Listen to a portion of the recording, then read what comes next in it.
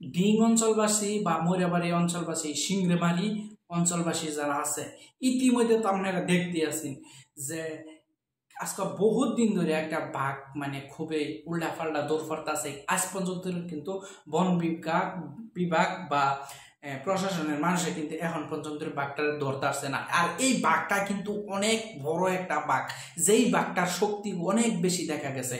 কারণ আমরা চেহারা পাতি দেখতেই পাচ্ছি, ভিডিওর মধ্যে অনেক ক্যামেরার মধ্যে বন্দী হয়েছে। তাহলে আপনারা সবসময় একটু সতর্ক থাকেন, কারণ এখন কিন্তু লোকেশন বদলাই ফেলছে, জায়গা বদলাই ফেলছে বাঘটাই, অনেক কিন্তু উৎপাত কিন্তু বেশি চলতেছে। হয়তো যে কোনো সময়ের মধ্যে হয়তো কারোর সাথে সাক্ষাৎকার হয়ে যায়, কিন্তু আপনারা সবসময় রাতে দিনে এই যারা বাড়ির পোলাপান বাচ্চা আছে তাদের উপর কিন্তু পোলাপান বাচ্চা নেই, নিজেও বুড়া বুড়ি কাকা কাকি যারাই আছেন সবই কিন্তু সতর্ক হয়ে থাকুন। আর প্রশাসনের মানুষও অবশ্যই এই বিষয়ের উপরে অ্যাডভার্টাইজ দিচ্ছে, আপনারা দেখতেই আসুন।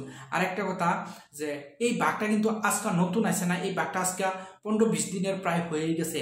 আর এই বাঘটা যে কোনো মুহূর্তের মধ্যে যদি মানুষের সাথে সাক্ষাৎকার হয় তাহলে যে কোনো দুর্ঘটনা ঘটতে পারে। তাহলে ইতিমধ্যে আমরা কিছুদিন আগে যে ঘটনাগুলা জেঙ্গুনির মধ্যে, এই বাঘটা কিন্তু জেঙ্গুনিতে আছেন, এই জেঙ্গুনির থেকে এখন এই ডিং অঞ্চলের মধ্যে আয়া পড়ছে। যেহেতু এই বাঘ একটা জায়গা পরিবর্তন করলে বেশি সময় লাগে না, যে কোনো সময়ের মধ্যে জায়গা পরিবর্তন করে বলতে পারে। তাহলে জায়গাটা পরিবর্তন হয়তো আজকে ডিঙ্গের মধ্যে কিছু সময়ের ভিতরে কিন্তু আয়া পড়তে পারে ময়রাবাড়ি অঞ্চলের মধ্যে। তাহলে বাঘটা যে জায়গাটা পরিবর্তন করতেছে কারণটা হয়েছে যে বাঘের পিছনে কিন্তু মানুষ সবসময় লাগে রয়েছে, বন বিভাগের মানুষ বা প্রশাসনের মানুষ অনেক সেফটির ভিতরে তারে ধরবার লাগে অনেক চেষ্টা করতেছে। কিন্তু এই বাঘটা এত দিন, কারণ বন বিভাগ বা প্রশাসনের মানুষের হাতে তো আমরা অনেকবার বাঘ আইসে দেখতেছি, কিন্তু কি করে যে অবশেষে না ধরতে পারলে তারে কিন্তু এই ঠুসটা তো মারতাছে না, এই ঠুস মারলেই তো এই বাঘটা পরে দৌড়ে নিতে রেখা। একটা বাঘের লাগে হাজার হাজার মানুষে আতঙ্কিতর মধ্যে হয়ে বয়ে রয়েছে, কিন্তু এই বাঘটার কিন্তু আঘাত করতেছে না। এটার ভাবতেছে যে সুন্দরভাবে ধরবার লাগিয়া, এটা তো সুন্দরভাবে ধরতেছে না। এই বাঘটা তো ছোট বাড়ি বাঘ না, অনেক স্বাস্থ্যবান বাঘ, অনেক শক্তিশালী বাঘ। এই বাঘটা আপনারা যারা যারা দেখছুন অবশ্যই তো চিনতেই পারছুন যে বাঘটা কতটুকু শক্তিশালী হইতে পারে একটা বাঘ। আর এই বাঘটার লাগে কত হাজার হাজার মানুষে মানে রাতের ঘুম হইতেছে না, অনেক চিন্তা, কার বাড়ির মধ্যে কোন সময় কোন জায়গায় ঢুকে পড়তেছে, খুবই আতঙ্কিত হয়ে পড়ছে।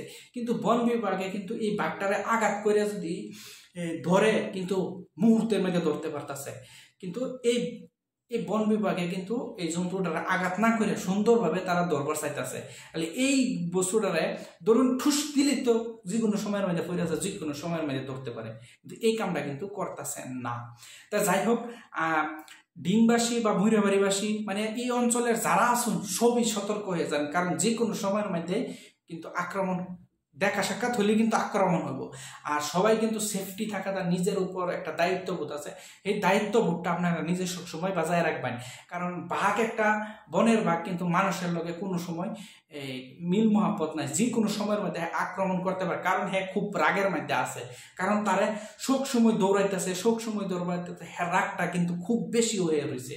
কারণ এখন হয়তো একটু ঘাবড়ায় গেছে, আর ঘাবড়ানির মধ্যে কিন্তু বাঘের খুবই রাগ আছে, কারণটা হয়েছে তারে আজকে থেকে না অনেক দিন ধরে দৌড়াইতেছে।